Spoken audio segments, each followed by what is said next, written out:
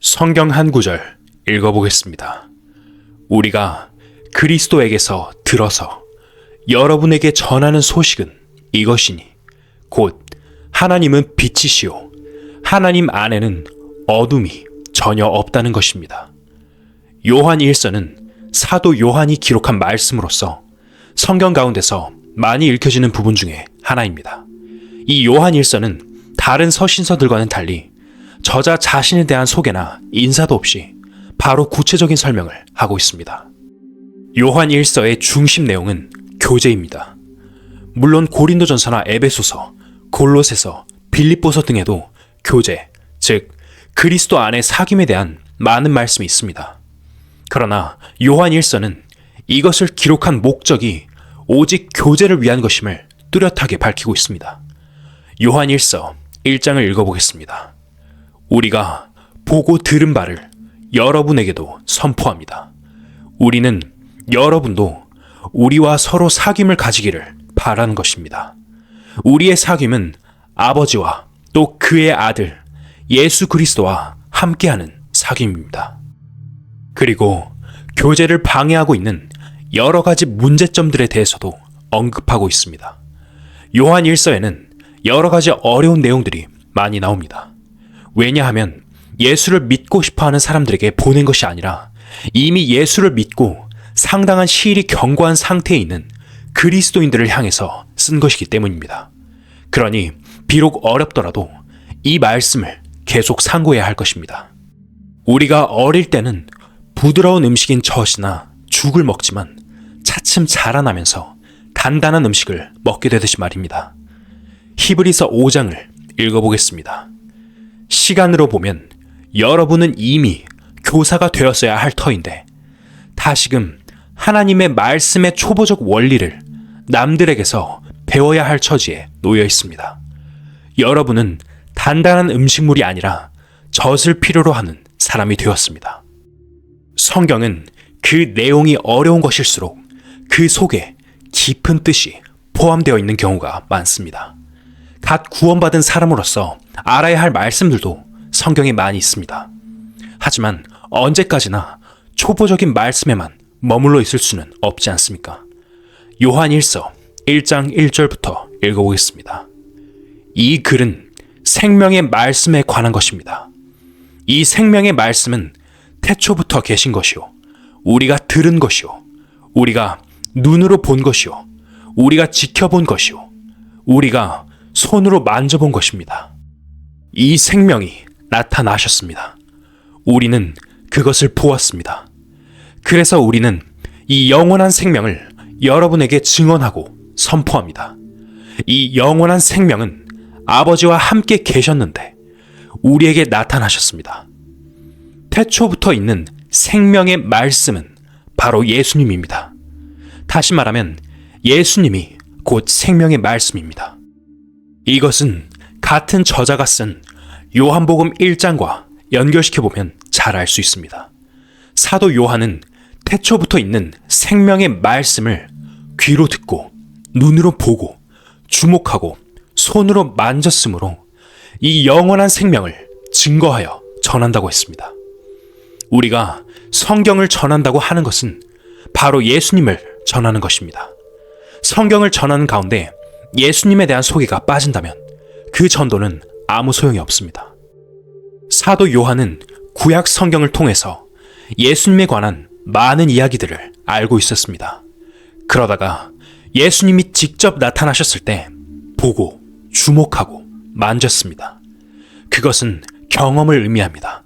자신이 직접 경험했기 때문에 그 보고 듣고 만진 바를 전한다고 말했던 것입니다.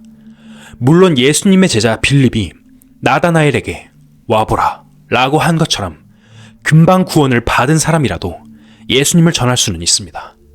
그렇지만 전도에는 경험이 필요합니다. 어떤 사람들은 오늘날에는 예수님이 계시지 않는데 어떻게 예수님을 보고 만질 수 있겠느냐 하는 의문을 가질 것입니다.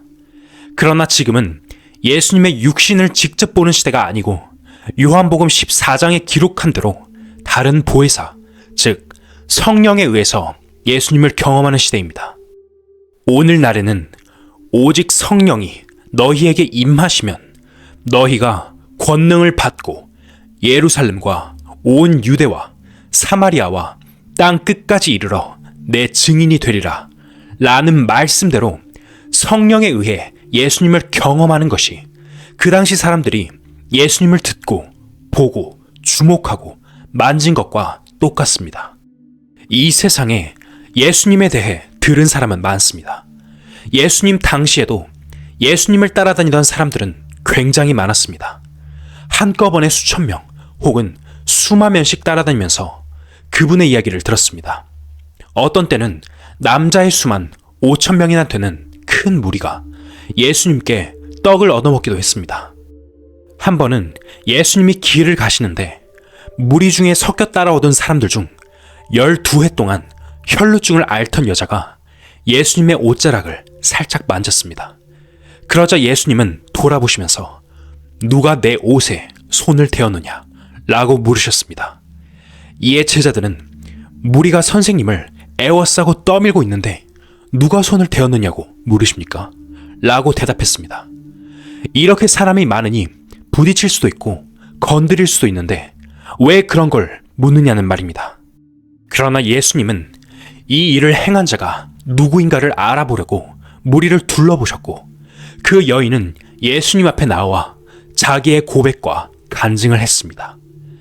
이 이야기는 무엇을 의미합니까? 예수 그리스도께서는 약 2000년간에 걸친 역사의 행렬 속에 함께 가고 계십니다. 그 행렬 속에서 예수님께 접촉하는 사람은 많습니다. 어떤 이는 사업적으로, 어떤 이는 명예를 위해, 그러나 성령에 의해서 예수님을 만지는 사람은 극히 드문 것 같습니다. 슬쩍 건드리는 것과 마음으로 예수님께 접하는 것은 완전히 다른 것입니다. 다시 요한 1서 1장 말씀으로 돌아오겠습니다. 1장 3절을 읽겠습니다. 우리가 보고 들은 바를 여러분에게도 선포합니다. 우리는 여러분도 우리와 서로 사귐을 가지기를 바라는 것입니다. 우리의 사귐은 아버지와 또 그의 아들 예수 그리스도와 함께하는 사귐입니다. 사도 요한은 자기가 예수님을 경험한 사실을 토대로 하여 이 요한일서를 기록했는데 그 목적은 사귐을 위한 것이라고 말하고 있습니다. 이 세상에 살고 있는 인생들의 모든 문제는 하나님과의 교제가 끊어진 데서 비롯된 것입니다. 하나님께서 인간을 창조하신 근본 목적은 인간을 사랑의 짝으로 삼으시고 그 사랑의 짝과 함께 영원한 교제를 가지시려는 데 있습니다. 그러나 아담 이후 인간은 죄로 말미암아 하나님을 떠났고 하나님과의 교제는 끊어지고 말았습니다. 교제는 생명이 있는 곳에만 존재합니다. 죽은 사람끼리는 바로 옆에 누워있다 하더라도 교제가 안 됩니다. 죽은 사람들이 많이 묻혀있는 공동묘지는 참으로 조용합니다. 아무 소리가 없습니다. 생명이 없기 때문에 대화도 없으며 생명의 동작도 없습니다. 한없이 고요하고 적막한 동네입니다. 그런데 산 사람들은 이야기를 주고받고 활동하고 있습니다. 그래서 시끄럽습니다. 이 세상은 무척 소란스럽고 때로는 시비와 다툼도 있습니다. 이것은 살아있다는 증거입니다. 그러나 오늘날 대부분의 사람들은 육신은 살아있지만 영혼의 생명이 죽어 있기 때문에 하나님과 참된 교제를 가지지 못하고 있습니다. 그래서 고향에 살면서도 고향 그리워 라는 노래를 부르며 고향을 떠나본 적이 없는 사람도 자기 집 아랫목에 누워서 타향설이 몇 해던가 등의 노래를 부릅니다. 사람들은 왠지 모르게 구슬픈 곡조에 마음이 끌려가고 공감을 느낍니다. 그 근원을 파헤쳐보면 마음속에 하나님과의 참된 교제가 없기 때문입니다. 즉, 생명이 없다는 말입니다. 그래서 사도 요한은 태초부터 있는 생명의 말씀을 우리가 들었고 보았고 주목하고 만졌는데 이것을 전함은 죽은 너희들이 살아서 그 생명 안에서 함께 사귐을 가지게 하기 위함이라고 말했던 것입니다. 여기서 말하는 사귐이란 하나님 아버지와 예수 그리스도와의 사귐을 말합니다. 구원받는다는 것은 끊겼던 하나님과의 교제가 회복되는 것을 의미합니다.